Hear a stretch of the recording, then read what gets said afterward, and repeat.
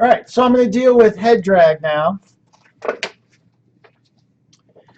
And I'm just going to do it for the walk, but the same, I would take a similar approach when dealing with the run.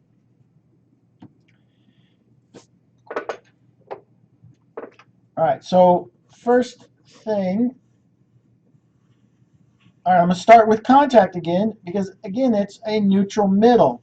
The head is in a transition here. It's neither high nor low, but it's heading towards the low. So it's coming from high and it's moving towards the low. And that's important to know because that's going to give me a clue as to how the drag is going to be working.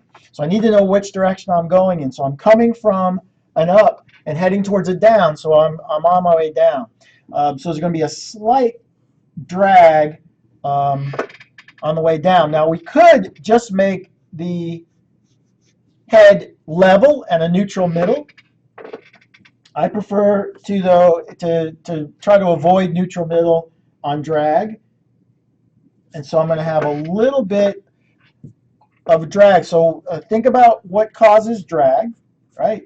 So it starts from the root and then everything else is trying to stay in place. It's being pulled down. So what's causing the head to drop is that the hips are going to drop. And they're pulling everything with it because everything's connected. And it's connected, the head is connected by the neck. And remember, Z, like us, does not have a lollipop head where the neck is directly below the head. It's towards the back of the cranium. All right? The neck connects back here, slightly behind the center. So when the body pulls down on the head, it pulls from towards the back, and the front of the face tries to stay in place, and so it drags. All right? So the body is dropping here. The front of the face tries to stay in place. It's going to have a little bit of drag. It's going to be slightly tipped up.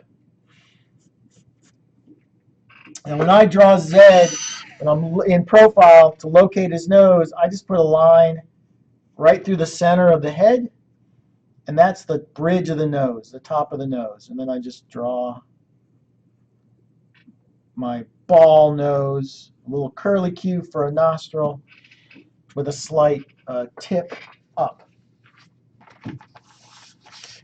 My other middle is in the past. This is another neutral. And again, we could just have the head perfectly level. But if we're thinking about where the head's going to, where it's coming from, where it's going to, it's coming from a low and heading to a high. So the head is moving up. It's not at its highest point yet, but it's moving up. So the nose is going to have a slight tilt down. And again, I find the bridge of the nose and my little curlicue. And I'm noticing here that my head is not in the right place, so let's move it. So we just have a simple up and down here.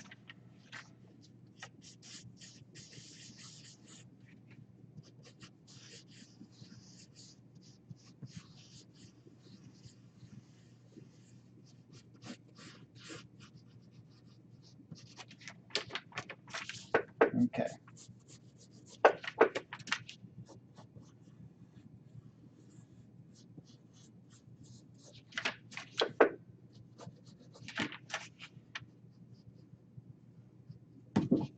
Now there's two things that typically happen when we do this head drag that we want to avoid. The first is that this point of the nose gets stuck in place and it feels like it's pinned and the head is just pivoting around the tip of the nose. We don't want that to happen. We want the tip of the nose to move something like this. We don't want it to be stuck in place. So we want to avoid that. And it's hard to see, but if we look closely here, we'll see that tip of the nose is slightly different. It's not stuck in place. It's pivoting. Okay. So now I just have to do my highest high and my lowest low. Doesn't matter which one I do first. So I grab the up drawing. Again, I feel like my head is slid a little bit, so I want to put it in the right location.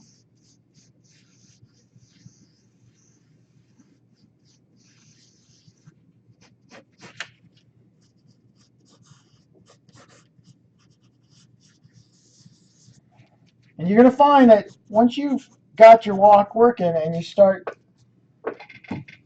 tying it down, you're going to be still making adjustments. So my head was not quite in the right place. My shoulders were a little bit off. So as you tie it down, continue to make these kinds of adjustments. All right, so this is my highest high now, which means I'm moving up. The head is moving up. The body is being pushed up, so the front of the face is dragging and is going to be tipped down. And again, I want to make sure. Now that's a little too much. Should be. It's fairly subtle. We don't want a lot of bouncing. It's a subtle little bounce. So that's a little too much tip there. So I'm just going to pull back on that. But I do want to make sure that it's tipping a little bit more than it was in the pass. And I want to avoid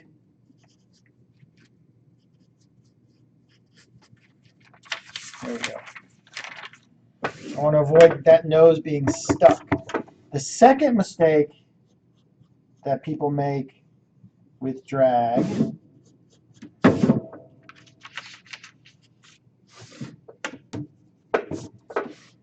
let's get this working first. Okay, the second mistake people make with drag is that they have the nose drop below where its starting point.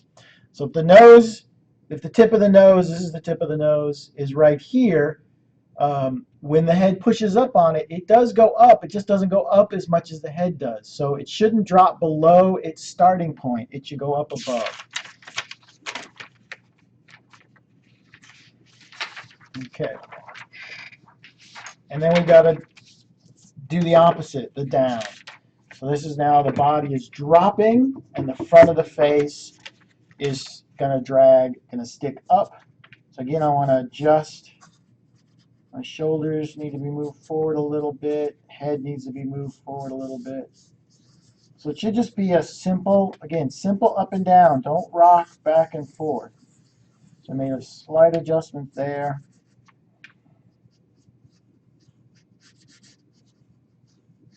And again, that might be a little too much tip, but let's just see what that winds up looking like. Again, you can see, or maybe you can't quite tell, but there's the starting point of my nose. Actually, it would be here. There's my starting point, and then it drops below. Okay, so you don't want it to stick in place, and you don't want it to go above when it's dropping or below when it's rising.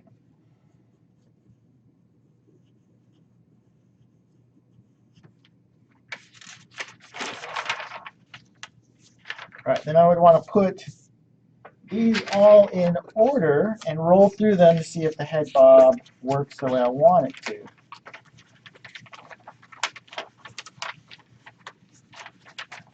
Yep, that's working fine. And then I just would transfer that into the second step. And I could vary these, or I could just use the exact same, because the head is going to do the same thing. It's the same amount of up and down, the same drag. So I can just use that as a guide and just do the same thing. Have the nose do the exact same thing. And if I do this right, I should have my nice little head bounce.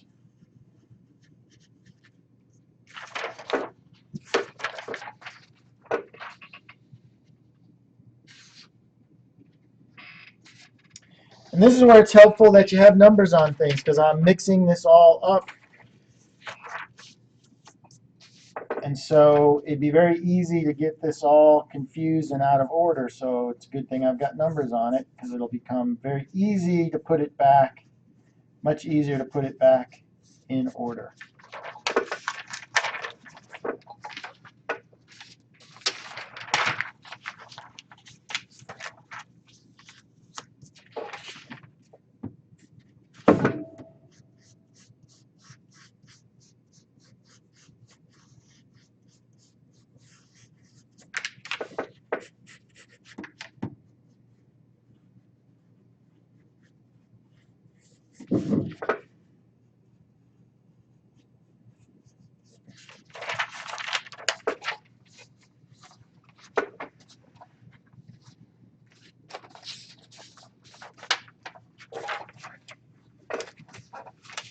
All right, so let's shoot that and see what that looks like. See if it not just does it work, but does it work the way I want it to? Because I think I may have a little too much up and down, a little too much bob, head bob. But let's just see that. Again, this is the walk cycle, just the keys, so it'll all be shot on threes.